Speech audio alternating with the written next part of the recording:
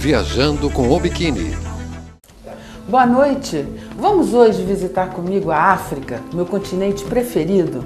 No último programa nós fomos para a Grécia, o berço da nossa civilização ocidental. Hoje a gente vai para o berço da humanidade, vamos visitar a Mama África. A África, ela é a mãe não apenas dos negros africanos, mas de toda a humanidade. Todos nós, 7 bilhões de pessoas do planeta, tivemos um ancestral comum lá na África, que depois se espalhou para o resto do continente. Dos continentes. A África é um continente fascinante, misterioso, exuberante. Mas hoje eu resolvi fazer esse programa porque eu fico tão triste, tão atordoado com essas últimas notícias. Parece que a África está se fechando para a gente. Vocês viram hoje, por exemplo, eu vi a notícia, 400 africanos morreram agora tentando chegar na Europa. 10 mil nesses últimos 4 dias. Eu acho um número alarmante. Parece que a África vai ficando cada vez mais isolada. E hoje então, eu acho isso tão triste, Parece que quanto mais a gente evolui, quanto mais tecnologia, mais progride, humanamente falando, parece que a gente está andando para trás, Se a África está inacessível para os próprios africanos, estão fugindo de lá, imagina para nós. Eu, por exemplo, confesso que muitos países africanos, Quênia, Tunísia, Egito, Eritreia, eu não teria mais coragem de ir hoje. Então, por isso, eu vou fazer um programa sobre a África, que eu adoro a África, acho isso muito triste isso que está acontecendo no mundo.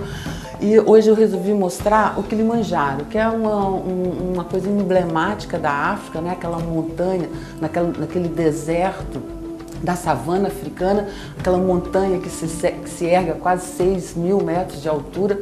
É a maior montanha isolada do mundo. A gente vai tentar chegar no topo do Kilimanjaro, que é uma viagem emocionante, uma viagem de adrenalina, uma viagem cultural, uma viagem interativa, porque ninguém sobe uma montanha sozinho, O Kilimanjaro, por exemplo, lá no meio da África, não tem condições, você não consegue, são vários dias, então precisa do pessoal, dos locais, dos porters, do agente, eles vão com a gente, então você vai conhecendo melhor a cultura, é uma viagem incrível. Solta aí, por favor, Fê, as imagens de hoje. Então vamos começando as nossas imagens na Tanzânia, onde fica o Kilimanjaro, no leste da África, e essa aí é a cidadezinha de Moshi. Nessa cidade tem 40 empresas que oferecem esse passeio de subida do Kilimanjaro, fica aos pés do Kilimanjaro. São 3 caminhos diferentes, você pode ir 5 dias, 6 dias ou 7 dias. Nós somos no médio 6 dias, é a Mohani Road, que se chama o caminho. As Neves do Kilimanjaro é um filme que tornou famoso o Kilimanjaro. O Kilimanjaro, como eu disse, é a maior montanha isolada do mundo, Porque a gente sabe que o Everest está lá na cadeia de montanhas do Himalaia, o Huayna Potosí, que a gente já subiu também, o Aconcagua, estão aqui nos Andes. E o Kilimanjaro não, ele é único, se ergue no meio da savana africana, aquela montanha impressionante. Uma viagem de muita emoção e adrenalina.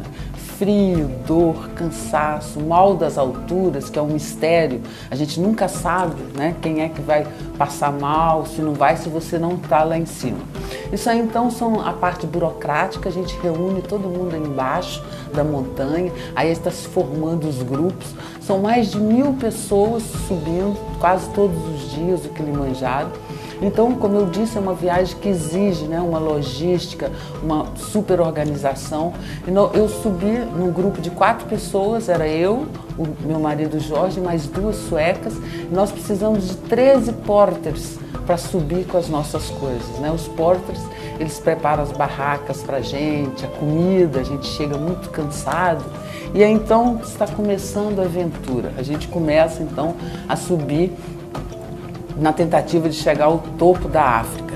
No começo é essa floresta tropical, depois a gente caminha no barro, no vulcão, depois no deserto alpino, até chegar lá em cima no gelo.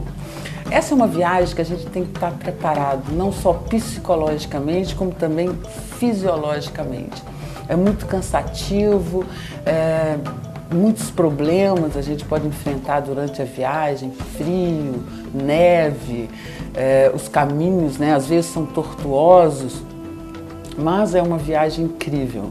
Né? Só da gente saber que está aí na mama África, convivendo com todas essas pessoas, né? Como eu disse, cada vez mais difícil o contato da gente com esse povo. Os europeus, eles são diferentes dos africanos, né? Eu notei, assim, tipo, os europeus são mais fechados, mais sérios, no cumprimento, vai cada um compenetrado no seu passo. Já os africanos é um povo diferente, eles são simpáticos, eles carregando peso, eles ainda lembram de sorrir pra gente e falar jambo, jambo, que é o cumprimento deles no Swahili, né? Por sinal, o Swahili, o berço do Swahili é a Tanzânia, é a cidade de Zanzibar, na Tanzânia. Isso aí a gente, quando faz as paradas, a gente fica cansado, mas interage, gente de todas as partes do mundo, europeus, americanos. É um turismo interativo, né? Uma viagem fascinante. O Kilimanjaro, ele vai digelando, né? Cada vez mais, vai mudando a paisagem, né? Continua lá o topo da África, 5.985 metros, mas cada vez mais ele vai mudando a paisagem em volta. É muito cansativo, vocês vão vendo aí, cada passo, né, tem que ser dado com calma, né? O segredo aí, eles vão sempre dizendo pra gente, poli, poli, poli, poli, que quer dizer devagar no idioma, no Swahili, né? O idioma oficial africano. Então, aí a gente está no leste da África, que é a maior concentração de etnias, né? É um país politicamente estável, né? Apesar da gente saber de todos esses problemas que está tendo aí em volta agora, né? Ruanda, o Quênia, né? Na semana passada houve aquela mortandade lá na faculdade, lá do Quênia, fronteira com a Somália. E todos esses países que eles fazem fronteira, Tanzânia, Burundi, Congo, Ruanda, Zâmbia, Malawi, Moçambique, todos com problemas. Mas a Tanzânia ainda é tranquilo. A gente está vendo essa paisagem maravilhosa, né? São árvores que só existem aí, né? Acima de 3.000 metros de altura e são endêmicas apenas dessa parte aí da África. O pessoal, os africanos ali, eles vão o tempo todo conversando, a gente vai aprendendo um pouco da língua, aprendendo sobre a cultura deles. É um povo super alegre, né? Parece para os africanos que a boca foi feita para cantar, né? Eles estão sempre cantando. É uma das viagens mais incríveis que eu já fiz na minha vida. O clima aí, ele é um clima tropical, né? Varia ali dos 29 graus aos 41 graus mais ou menos. Tem a estação das monções, chove sem parar. E a Dodoma é a capital administrativa da Tanzânia e Dar es Salaam é a capital business, né? Onde acontece todos os negócios, a capital também oficial do país. Como eu disse, o Swahili nasceu aí na Tanzânia e tem 35 milhões de habitantes do país, são 945 mil quilômetros quadrados. E a etnia mais comum aí são os bantus. Aí são as paradas, né? A gente caminha tipo umas 3, 4 horas, faz uma parada, o lanche da gente é isso aí básico, né? Um ovo, um sanduíche, um suco. Depois, quando a gente chega nos acampamentos, com as barracas, aí a gente faz uma refeição quente, mais fortificante, para no outro dia cedo recomeçar de novo a caminhada. São 6 dias de caminhada. São 130 tribos diferentes aí na Tanzânia e também tem asiáticos, europeus, e é um maravilhoso mosaico de culturas viajar pela África, né?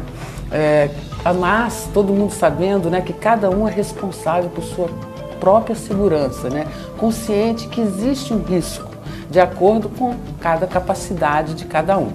Mas é uma viagem que você tem que fazer muito compenetrado, né, para subir uma montanha. Você não pode passar nem fome, nem frio. Aí eu tô vendo minhas mãos todas sujas. A gente chega no final do dia, a gente tá todo empoeirado, cansado, transtornado.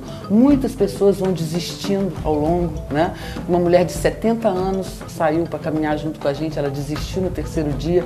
A gente tem aquele pouquinho ali, uma bacia de água quando chega para lavar os rostos e as mãos para se alimentar. né? A água é escassa, por isso que a gente precisa desses 3 porters, né? Porque é a água, é a barraca, é a comida, né? Toda essa logística que é importantíssima numa viagem como essa.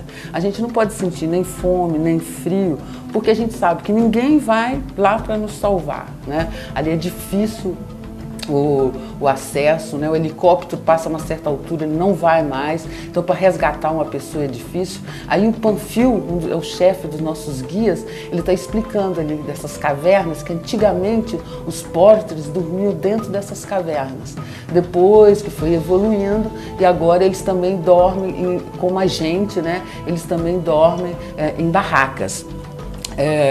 Mas essa é uma viagem incrível e existem muitos estudos, né, sobre o Kilimanjaro, porque tem muitas mortes, porque assim, de toda essa subida a essa altura, 6.000 metros de altura, por exemplo, o Rana Potosí, que a gente viu aqui, o Himalaia, são subidas técnicas, e o Kilimanjaro não, é só trilha.